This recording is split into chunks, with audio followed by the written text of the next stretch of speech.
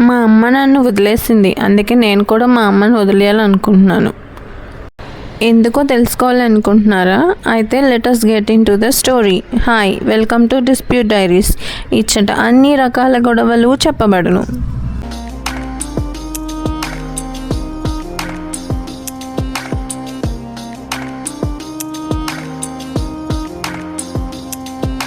Hi, నా పేరు బాను. నాకు 12 సంవత్సరాలు ఉన్నప్పుడు మా అమ్మ నాన్న విడిపోయారు. మా అమ్మ ఏంటంటే తను ఫినాన్షియల్గా అంత బాగాలేదు. సో కోర్ట్ నా కస్టడీ మా నాన్నకి ఇచ్చింది. కొన్ని రోజుల తర్వాత మా అమ్మ రెండో పెళ్లి చేసుకుంది. తను పెళ్లి చేసుకున్న అతను ఏంటంటే తనకి ఆల్రెడీ 2 పిల్లలు ఉన్నారు, ఒక అమ్మాయి ఒక అబ్బాయి. సో నేను మా నాన్నతోనే ఉన్నాను. మా నాన్న వేరే పెళ్లి చేసుకోలేదు. మా నాన్న నన్ను చాలా బాగా చూసుకుంటున్నారు. కానీ మా అమ్మ ఏంటంటే ఎప్పుడైతే రెండో పెళ్లి చేసుకుందో అప్పటి నుండి నన్ను సరిగ్గా పట్టించుకోవడం మానేసింది. తను పెళ్లి చేసుకున్న అతని పిల్లలు ఏంటంటే నాకంటే చిన్నవాళ్ళు. తను ఎప్పుడు చూసినా వాళ్ళకే ఎక్కువ ఇంపార్టెన్స్ ఇస్తూ ఉండేది. నేను ఎప్పుడు నా ఫస్ట్ బర్త్డేకి నేను ఏదైనా గిఫ్ట్స్ ఏమని అడిగితే తను సారీ నాకు హాస్పిటల్ అపాయింట్మెంట్ ఉంది, బాబుని తీసుకెళ్ళాలి అనేది. ఇంకా కొన్ని రోజుల తర్వాత నా 13th బర్త్డేకి ఏంటంటే అమ్మ ఇంటికి రామ్మా నీతో మాట్లాడాలి అంటే సారీ అమ్మ ఇవాళ పాపకి డ్యాన్స్ ప్రోగ్రామ్ ఉంది, స్కూల్కి నేను వెళ్ళకపోతే బాధపడుతుంది అంది. ఇంకా కొన్ని రోజుల తర్వాత తన నుండి ఫోన్ వస్తేనే అది నాకేదో పండగ అన్నట్టు ఉండేదన్నమాట. తనకి అలా చేసేది నాకు అర్థమైంది. ఎందుకంటే తనకి నాకంటే వాళ్ళే ఇంపార్టెన్స్ అని తను ఇండైరెక్ట్గా చూపిస్తుంది. సో నాకు అర్థమైంది. అందుకే నేను కూడా తనకి కాల్స్ చేయడం మానేశాను. కస్టడీలో ఏంటంటే వీక్లీ 2 days తను నా దగ్గర ఉండాలి, వీకెండ్స్ అనమాట.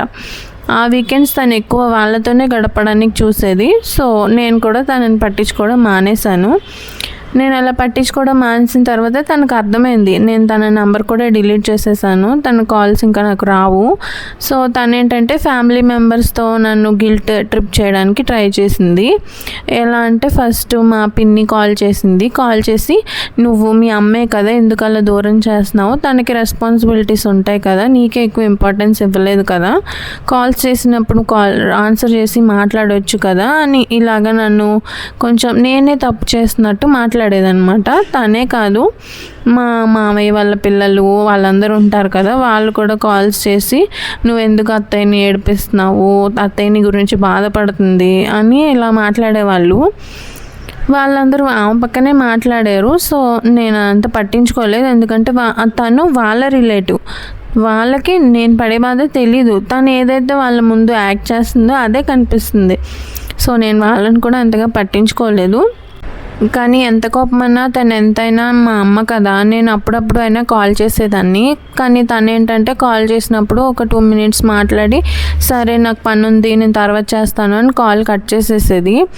ఆ 2 minutes అయినా నేను అమ్మతో మాట్లాడాను కదా అని అనుకొని కొంచెం సాటిస్ఫైడ్గా ఫీల్ అయ్యేదాన్ని.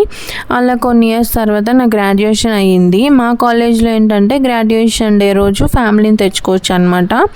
నేను మా అమ్మకి నాన్నకి 2 seats రిజర్వ్ చేసి పెట్టాను. మా నాన్న చెప్పారు మీ అమ్మ రాదు కానీ తను రాకపోయినా నువ్వు ఫీల్ అవ్వద్దు అని చెప్పారు. కానీ నాకేదో చిన్న నమ్మకం అమ్మ వస్తుందేమో అని అందుకని తనకు కూడా రిజర్వ్ చేసి పెట్టాను. కానీ తను రాలేదు. సరే అని నేను ఇంకా అప్పటి నుండి తన గురించి అంతగా పట్టించుకోవడం మానేశాను. కొన్ని రోజుల తర్వాత నాకు ఒక మంచి మ్యాచ్ వచ్చిందనమాట. మా నాన్న తీసుకొచ్చారు. నాకు ఆ మ్యాచ్ బాగా నచ్చింది. నేను కూడా వెంటనే ఓకే చెప్పేశాను. ఇంకా వెంటనే పెళ్లి పనులు స్టార్ట్ చేసేసారు. మేము ఇలా పెళ్లి పనిలో బిజీగా ఉండగా ఒకరోజు ఒక అన్నోన్ నెంబర్ నుండి నాకు ఒక కాల్ వచ్చింది. ఆ కాల్ చేసింది ఎవరంటే మా అమ్మ సెకండ్ హస్బెండ్ ఉన్నాడు కదా, తను కాల్ చేశారు. తను ఏం చెప్పారంటే మీ అమ్మకి యాక్సిడెంట్ అయింది, హాస్పిటల్లో ఉంది, నేను చూడాలంటుంది అని అడ్రస్ చెప్పారనమాట. నేను అడ్రస్ చెప్పి కాల్ కట్ చేశారు. ఆ కాల్ రాగానే నాకు అర్థమైంది మా అమ్మ నన్ను ఎందుకు కలవాలనుకుంటుందో. ఎందుకంటే తనకు ఆ టైంలో కావాల్సింది కూతురు కాదు, తను ఏ పని చేసుకోలేదు కాబట్టి తనకు ఒక పని మనిషి కావాలి. ఎందుకంటే తన కూతురు హాస్టల్లో ఉంది అండ్ కొడుకు తన ఇంట్లో ఉన్న అంతగా తనని పట్టించుకోడు. తన కూతురికి తను ఇలా అయిందని తెలిసినా తను హెల్ప్ చేయడానికి అయితే హాస్టల్ నుండి రాదు. సో ఈ విషయం మా అమ్మకు తెలుసు కాబట్టి నన్ను కలవాలనుకుంటుంది. సో నేను వెళ్ళకూడదని డిసైడ్ అయ్యాను. కానీ వెంటనే ఇంటిలో ఫ్యామిలీ వాళ్ళ నుండి నుండి కాల్స్ రావడం స్టార్ట్ అయినాయి అనమాట. మా పిన్ని కాల్ చేసి నేను మీ అమ్మ చూడాలనుకుంటుంది వెళ్ళొచ్చు కదా అని, మా అత్తయ్య వాళ్ళ పిల్లలేమో వెళ్ళు అత్తని ఎందుకు బాధ పెడుతున్నావు అని ఇలా కాల్స్ చేయడం స్టార్ట్ చేశారు.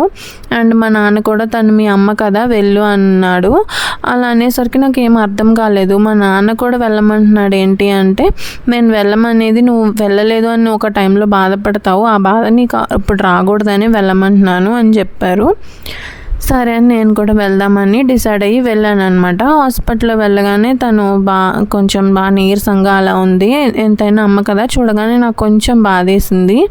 నేను అలా వెళ్ళగానే నా తల్లి వచ్చావా అని కొంచెం హ్యాపీ అయినట్టు పెట్టింది అనమాట ఫేస్. నేను నీ కోసం రాలేదు, నువ్వు ఎలా ఉన్నావు చూడడానికి వచ్చాను అంతే, నన్ను తల్లి అలా ఏం అనొద్దు, నీకు నా మీద ప్రేమ లేదని నాకు తెలుసు అని కొంచెం కఠినంగా మాట్లాడాను అనమాట.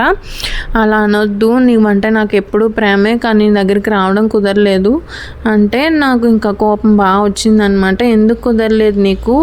నాకు ఫస్ట్ పీరియడ్ వచ్చినప్పుడు ఏం జరుగుతుందో కూడా అర్థం అవ్వలేదు. ఆ టైంలో నువ్వు నా దగ్గర ఉండాలి, కానీ నువ్వు నీ కొడుకు ఫుట్బాల్ ప్రాక్టీస్ కోసం వెళ్ళావు.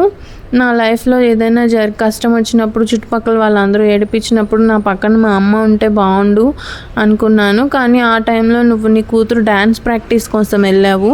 ఆ టైంలో నేను చనిపోదాం అనుకున్నాను. ఆ టైంలోనే నువ్వు నా దగ్గర లేవు. ఇప్పుడు నేను నీ దగ్గర ఉంటానని ఎలా అనుకున్నావు? ఇంకా నాకు పెళ్ళి కుదిరింది. మా నాన్న నాకు ఒక మంచి పెళ్లి సంబంధం తెచ్చారు. నేను త్వరలో పెళ్లి చేసుకోబోతున్నాను. మా నాన్నే దగ్గరుండి నా పెళ్లి పనులన్నీ చూసుకుంటున్నారు. అలాగే నా కాబోయే అత్తగారు నా పెళ్లి షాపింగ్ నుండి నన్ను పెళ్లి కూతురుని చేసే వరకు అన్నీ తానే చూసుకుంటున్నారు. ఒక కన్న తల్లిలాగా. నీ అవసరం నాకు ఎక్కడా లేదు. నేను నిన్ను పెళ్ళికి కూడా పిలవాలనుకోవట్లేదు. నా తల్లి నా అత్తగారే అని నేను ఇవన్నీ చెప్పేసరికి తను బాగా గట్టిగా ఏడవడం స్టార్ట్ చేసింది. లోపు బయట నుండి తన సెకండ్ హస్బెండ్ వచ్చి నన్ను తిట్టాడనమాట. మీ అమ్మ ఈ పరిస్థితిలో ఉంటే నువ్వు ఇలా మాట్లాడతావేంటి, కొంచెమైనా జాలి లేదా నీకు అంటే, నాకు లేదు, నాకు తన మీద జాలి చూపెట్టాల్సిన అవసరం కూడా లేదు, ఇంకెప్పుడు నాకు కాల్స్ చేయొద్దు అని నేను అక్కడ నుండి బయటకు వచ్చేస్తాను. అలా తనతో ఆ మాటలన్నీ అన్న తర్వాత నేను ఇంటికి వెళ్ళిపోయాను. దారిలో నేనైతే తనని అలా అన్నందుకు సంతోషపడలేదు, కానీ నాకైతే బాధ కూడా కలగలేదు. ఎందుకంటే అప్పటి వరకు నా గుండెల్లో ఉన్న బాధని తనకు అర్థమయ్యేలా చెప్పానేమో అనిపించింది. ఇంకా కొన్ని రోజులకి నా పెళ్లి రోజు అయితే వచ్చేసింది. ఆ పెళ్లి రోజు నాకు అనిపించింది అనమాట, ఈ టైంలో హడావిడి చేస్తూ నన్ను రెడీ చేస్తూ అమ్మ ఉంటే బాగుంటుంది కదా అనిపించింది.